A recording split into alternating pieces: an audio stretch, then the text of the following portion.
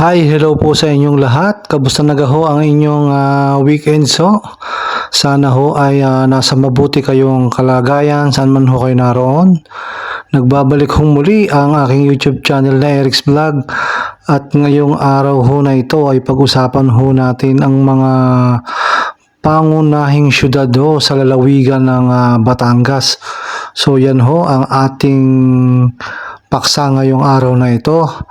Ang una hong syudad ho na talagang kilalang kilala ay ang Kapitolyo ho ng Batangas. Ito ho yung Batangas City at dyan ho ay matatagpuan ang mga magagandang lugar ho katulad ng Monte Maria ho. Ayan ay talagang dinadayo at napakaganda rin ho dyan ng Kapitolyo ho at ang mga historical ho na simbahan. So yan ho ay ang Batangas City. Ang sunod naman ho ay ang City of Lipa na kung saan ho ay napaka-progresibo ho ng City of Lipa dahil ho meron ding mga historical churches, tapos yung kanilang mga malls, napakadami. Nandyan ang SM, Robinson at marami po pong mga establishmento na talagang dinadayo po ng mga tao itong City of Lipa. Ang sunod naman po ay itong City of Santo Tomas. Napakadami rin pong lugar na talagang dinadayo po dyan sa City of Santo Tomas. Ito nga hong bago dito, itong isang malaking SM daw ho ang itinayo dyan ho sa bayan ho o syudad ng Santo Tomas. At ito ay matagpuan malapit ho doon sa may boundary papuntang Laguna. So ang sunod naman ho ay ang City of Tanawan. Ito ho ay isang progresibo din na syudad sa Batangas at talaga hong napakaganda ng munisipyo rin ho dito sa City of Tanawan. Marami din hong mga establishmento na kilalang kilala at dinadayo rin po talaga ito ng mga tao itong City of Tanawan. At ngayon ho ay pag-usapan natin ito hong bagong city. Ito ho ay ang City of Calaca. So sa mga hindi ho nakakaalam, 5 na ho ang syudad sa lalawigan ho ng Batangas. So dati ho ay 4 lamang, subalit ngayon ho ay meron tayong bagong syudad at ito ho ay ang City of Calaca. Ang City of Calaca po ay merong ports, mga power plant, petroleum depot gaya ng Phoenix, at meron din pong cement plant gaya po ng Holcim at ang Steel Asia. So meron pong steel plant. So hindi ho malayong maging syudad ho ito dahil ho marami hong mga struktura ho na makikita ho dyan sa Calaca. Noong March 11, 2020 ho, itong panukala ho para ipasa ang conversion ng Municipality of Calaca sa component city ay ito po ipinahid noong March 11, 2020. So yung ganyan po ang nangyari po dyan sa panukala po na yan para maging ganap na syudad ho ang Calaca. At yan ho ay ipinasa ho sa House of Representatives at Senado bilang House Bill number 6598. At yan hong mga panukala na yan o yung panukala ho tungkol dyan ay kailangan nung ipasa yan para i-ratify do at para ho maging ganap na batas. So ganyan po ang proseso sa pag-file po ng panukala at ito po ay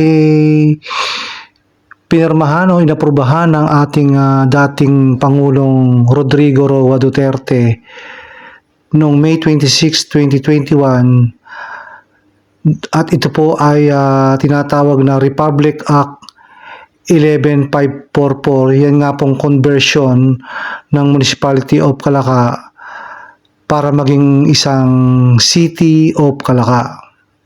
So pagkatapos hong maaprubahan ng Pangulo ang Republic Act 11544, ito ay may proseso na pagbobotohan ho ito o magkakaroon ho ng isang plebisito doon ho sa lugar na ipinanunukala yung isang lugar para maging syudad. So ito ho ay pagbobotohan. Subalit ito ay pinaspon ho ng COMELEC noong August 19, 2021 dahil ho sa parating na eleksyon May 2022. At noong July 13, 2022, yung COMELEC po ay nag-set ng date para po sa takdang araw po ng plebisito sa Calaca at ito ay noong September 3, 2022. So yan ho ang schedule ng plebisito ho doon sa bayan ho ng Calaca. At ito ho yung naging resulta ho ng plebisito na ginanap ho doon sa Calaca sa pagboto ho ng yes at no para po maging isang syudad ang Calaca ho. So nakakuha ho ng 29,424 na boto ho na yes para po sa cityhood ng Calaca at ang no ho ay nakakuha lamang ng 3,781. So dahil ho dyan ay naging ganap na city na po ang Calaca. Ang City of Calaca ho ay kilalang kilala sa mga beach and resorts ho dyan ho sa paligid ng kanilang coastline. Malapit din ho sa kabayanan ng syudad po ng Calaca. Bukod po dun sa mga beach and resorts ay kilala din po ang Calaca sa napakagandang simbahan ho na nasa bandang likod lang ho ng kabayanan ng City of Calaca at madalas din ho kaming nagpupunta rito ng aking pamilya upang sumimba dito sa napakagandang simbahan ho sa City of Calaca. Isa pa po sa kilalang kilala ang Calaca ho sa ngayon ay ang ginaganap hong taunang festival ho ng Calacatyara. Ito ho ay ang pag-celebrate nila dahil ho yung kanilang mga atsara ho dyan ay talagang napakasarap ho dyan sa City of Calaca, kaya sila ho ay merong taunang festival ho ng Calacatyara. Ang isa pa hong kamangha-mangha at talagang mapapabilib ka ay ito hong istruktura ng kanilang City Hall. Talaga pong napakaganda ng disenyo at napakalaki itong City of Calaca. So bagay na bagay ho sa kanilang pagiging City of Calaca. Konting brief history lang po, itong Calaca, Batangas ho ay dati hong baryo o barangay lamang na nasasakupan ho ng bayan ho ng Balayan nung unang-unang panahon. So yan ho ang isa sa mga history ng bayan ho ng Calaca. At noong May 10, 1835 ho ay naging ganap na Calaca, Batangas na po ang Calaca at ito'y himiwalay na po sa bayan ho ng Balayan. At base po sa kasaysayan, itong si Don Rufino po ng bayan, ang unang gobernadorcilyo ho na naglingkod dyan sa Calaca noong 1835 to 1836. Yan po ay ayon sa kasaysayan. Ang population ho ng City of Calaca ay 87,361. Yan po ay base nung census 2020, subalit ngayon ho ay 2025 na. So malamang ho yung 87,361 ay nadagdagan na. So sa tingin ko mga nasa 90,000 na ho ang kasalukuyang population dyan ho sa City of Calaca. Ang City of Calaca ho ay merong 4 na po o 40 ho na barangay. So malaki-laki din ho ang mga barangay na under ho ng City of Calaca. Noon pong 2022 ay merong bilang ho na 58,881 ho na botante. So yan ho ang ayon sa COMELEC ho, 58,881. Ang kasalukuyan pong City of Calaca Mayor dyan ay walang iba po kundi si Mayor Sopronio Nas Ona. So siya po ang pinakamataas na opisyal ho dyan sa City of Calaca. Ang pagkakaalam ho natin, ito din ay dating naging vice-gobernador ho noong 2016. Ang kasalukuyan hong Vice Mayor ng City of Calaca ay walang iba ho kundi si Vice Mayor Jerry Rafael Katigbak. So siya po ang kasalukuyang Vice Mayor po dyan sa City of Calaca. At ang pagkakaalam ho natin, ito ay naging 3 termino na konsehal dyan sa bayan ng Calaca bago po siya naging Vice Mayor. So mula ho 2022 hanggang 2025, si Mayor Sopronio Nas Ona Jr. ang City Mayor at ang Vice Mayor ho ay si Jerry Rafael Katigbak. So sila hong dalawa ang opisyal ho dyan o pinakamataas na opisyal dyan simula ho ng 2022 at matatapos ho ang kanilang termino ngayong taon po na ito. Ito pong nagdaang Kapaskuhan ay nakita natin sa kanilang Facebook page itong City of Calaca government official na naghanda ng mga gift pack para po sa mga kababayan nila dyan ho sa bayan ho ng Calaca na kung tawagin ho nila ay Calacasens. So ito ho yung mga pinamigay ho nila sa Calacasens na kung tawagin nila ay ito hong gift pack. So yan ho yung laman, mga grocery items po para po ipagdiwang o makakatulong sa pagdiwang ho ng Kapaskuhan at Bagong Taon. Ito pa ho, nakita ko na si Mayor Ona po ay namigay at namahagi ho ng mga tumblers para ho sa mga estudyante sa pampublikong paaralan sa bayan ho ng Calaca. So ito, napakaganda nito. Sana sa ibang lugar ho sa Batangas ay ganito rin ang gawin at bigyan ng tumbler ang mga estudyante at mga guro ho. Dahil sa tindi ng init din ho ng panahon ay malaking bagay ho at tsak ho makakatulong yung mga ganito hong programa sa nasasakupan ho ng mga government official ng isang bayan tulad ho ng ginawa ng City of Calaca. So para ho sa akin ay napakaganda hong programa nito, yun hong pamimigay ng tumbler. Ang isa pa po sa nakita nating kakaiba ay itong inilunsad ho na Calacasen card.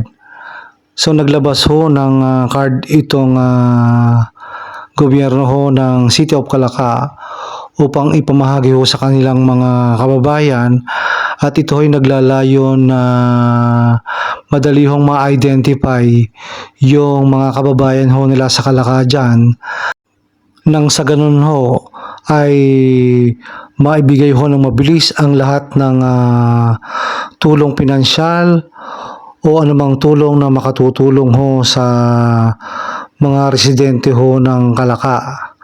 At bukod ho dyan ay ang mga iba pa hong mga benepisyo na maaari hong ipagkaloob at ibigay ho ng City of Calaca government. Napansin din natin na pumapasok ho yung mga negosyo sa City of Calaca na kung saan ito ay pwedeng mag-create ho ng mga jobs o trabaho sa mga kababayan natin dyan sa Calaca. Katulad ho nitong Lucky Me na wini-welcome nila ngayong taong ito at ang pagpasok ho ng bangko na Land Bank na soon ay itatayo ho dyan ho sa City of Calaca. Ito po yung resulta noong 2016 sa eleksyon po na nangyari, na kung saan ho itong kasalukuyan hong mayor ho ng City of Calaca na si Sopronio Ona Jr. ay nagwagi ho na nakakuha ho siya ng mahigit ho kalahating milyong boto sa buong lalawigan ho ng Batangas. So itong mayor ng City of Calaca ay naging vice gobernador ho noong 2016. So pagkatapos ho ng 2016 ay lumaban ho itong si Sopronio Nas Ona na mayor ho doon ho sa kanyang hometown na City of Calaca, laban ho dito kay Roberto Landicho, at siya ho ay napakalaki ho ng kanyang botong nakuha kumpara ho sa kanyang kalaban na si Roberto Landicho na nakakuha lamang ng 5,000, samantalang ho siya ay mahigit 34,000 na boto.